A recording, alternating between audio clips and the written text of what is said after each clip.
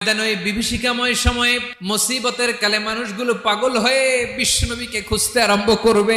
সবাই মিলে বিশ্বনবীর কাছে যে বলবে, ইয়া রাহমাতাল লিল আলামিন, দেখেন আমাদের কি অবস্থা, কি কঠিন বিপদে আমরা আছি, দাঁড়াতে পারি না, সূর্যের আলোতে ঘেমে হয়রান। বিশ্বনবী মাকামে মাহমুদে যে আল্লাহু আকবার বলে সিজদায় লুটিয়ে পড়বেন, বিশ্বনবী এমন ভাবে অজর দ্বারায় সিজদায় লুটিয়ে পড়ে কাঁদবেন, রব্বুল আলামিনের রহমতের দরিয়ায় জোশ লেগে যাবে। রব্বুল আলামিন এই দৃশ্য থেকে সহ্য করতে পারবেন না। রব্বুল আলামিন বলবেন, ইয়া মুহাম্মদ ইরফা রাসাক, ও নবী আপনি মাথা তোলেন, আপনার কান্না আমি সহ্য করতে পারি না, আজকে আপনি যা চাবেন তাই দেব।